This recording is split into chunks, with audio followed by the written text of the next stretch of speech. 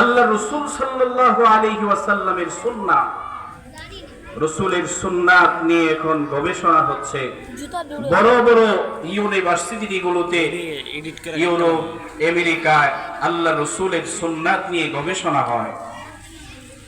আল্লাহ রাসূলের একটা সুন্নাত হলো হাঁচি দিলে আলহামদুলিল্লাহ বলা, এটা রাসূলের সুন্নাত।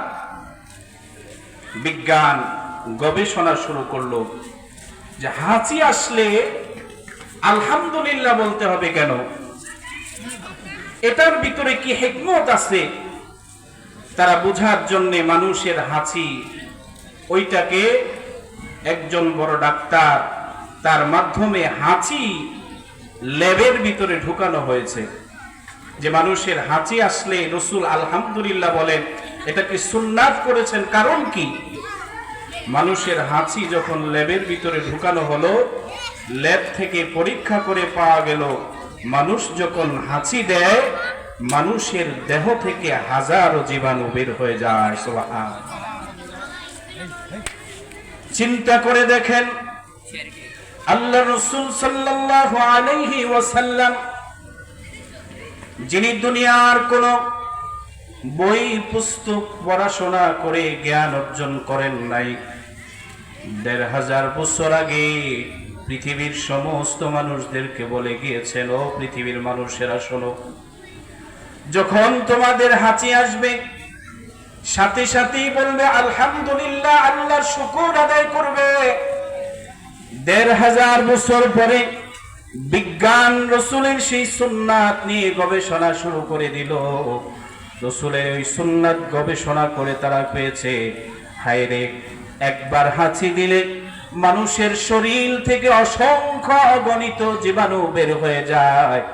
এই জন্যই তো আল্লাহর রাসূল হাঁচি আসার পরে সাথে সাথে আল্লাহর শুকর আদায় করাকে সুন্নাত ঘোষণা করেছে। কেমন বড় গবেষক ছিলেন, বিজ্ঞানী ছিলেন আমার রাসূল। সুন্নাতের মূল টার্গেট হলো আল্লাহর ফরজ বিধানকে রক্ষা করা। আল্লাহ রাসূল সাল্লাল্লাহু আলাইহি ওয়াসাল্লামকে আল্লাহ পৃথিবীতে পাঠিয়েছেন, মূল উদ্দেশ্য হলো মানুষ যেন জাহান্নাম থেকে জান্নাতি হয়। আল্লাহর যে ফরজ বিধানগুলো আছে, ওই ফরজ বিধানগুলোকে যেন আল্লাহ রাসূলের মাধ্যমে হেফাজত হয়ে যায়। আল্লাহ রাসূল কি পরিমাণ গবেষণা করতেন, কি বড় ধরনের গবেষক ছিলেন, কত বড় বিজ্ঞানী ছিলেন, আরো একটি উদাহরণ দিলে সহজেই বুঝবেন।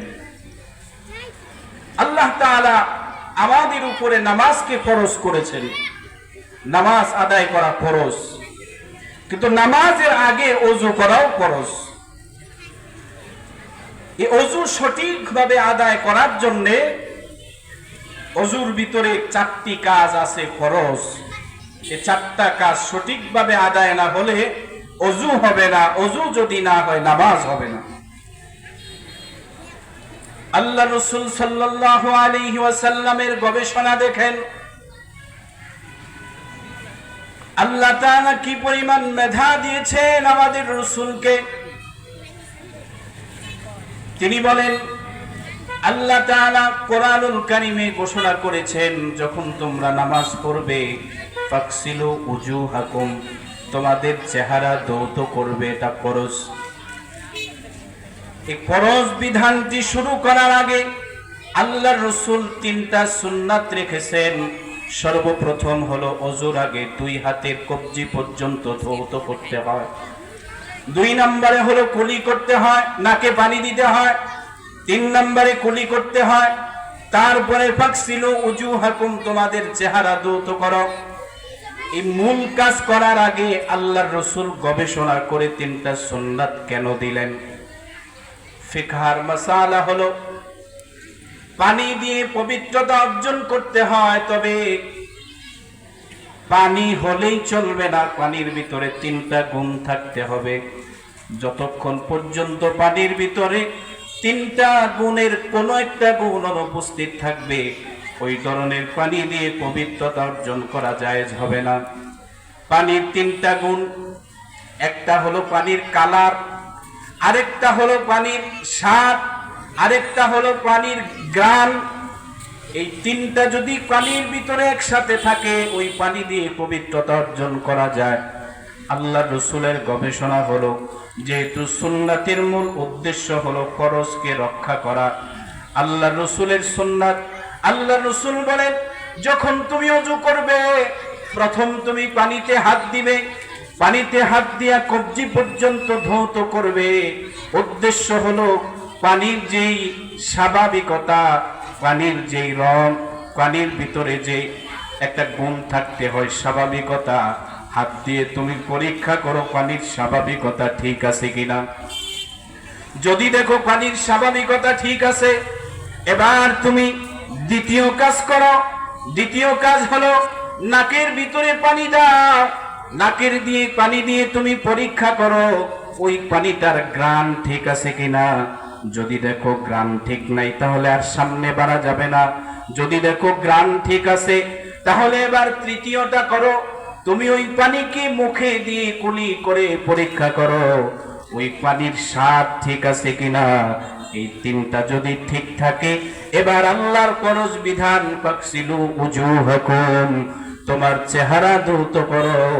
আল্লাহ রসুল কেমন গবেষণা করে সুন্নাত দিয়েছেন, আগে তুমি পানি পরীক্ষা করে যদি দেখো পানি ঠিক আছে 3 গুণ, তারপরে তুমি চেহারা ধৌত করো, আল্লাহর ফরজ বিধান আদায় করো।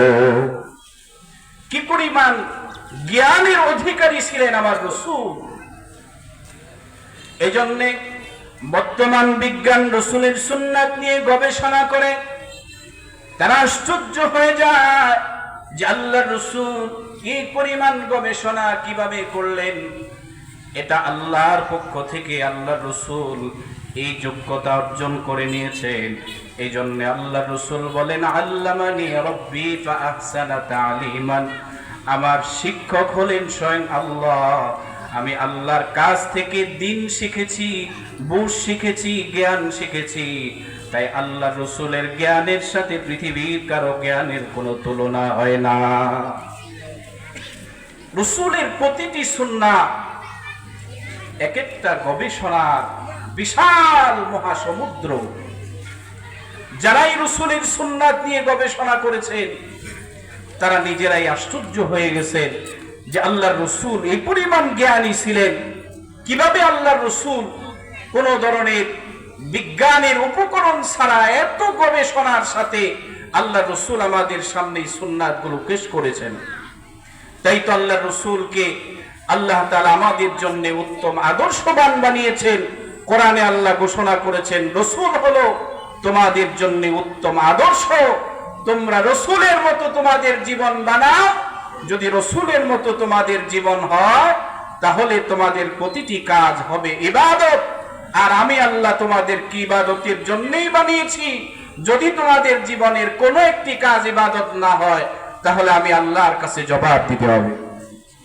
এজন্য আমাদের জীবনকে সাজানো লাগবে রসুলের জীবনের মতো, রসুলের রঙে আমাদের জীবনকে রাঙ্গানো লাগবে, রসুলওয়ালা জিন্দেগি গঠন করা লাগবে, না হয় পরকালে নাজাত পাওয়া যাবে না। এজন্য আল্লাহ তাআলা কোরআনে বলেন, ওয়ামা খালাকতুল জিন্না ওয়াল ইনসা ইল্লা লিয়াবুদুন, ও দুনিয়ার মানুষ শোনো, আমি তোমাদেরকে আমি আল্লাহ তাআলার ইবাদতের জন্যই বানিয়েছি। কিভাবে তোমরা শুধুমাত্র আমি আল্লাহর ইবাদত করবে ওটা জানার জন্য আমি রসুলের অনুসরণ করো।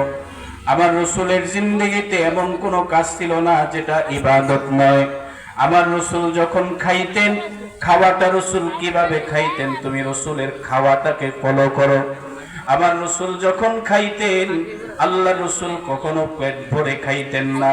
রসুলের সুন্নাত হলো খাওয়ার সময় আল্লাহ রসুল বলেন, ক্ষুধা না লাগলে আমরা খাবার গ্রহণ করতাম না। খাবার যখন গ্রহণ করতাম একেবারে পেট ভরে খেতাম না, পেটটাকে 3টা ভাগ করে নিতাম, 1 ভাগ খাবার, 1 ভাগ পানি, আরেক ভাগ খালি।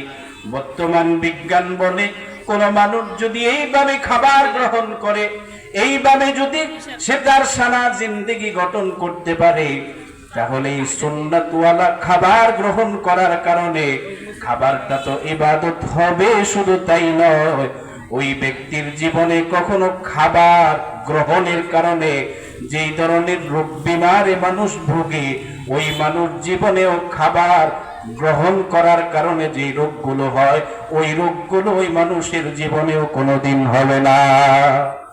এজন্য বর্তমান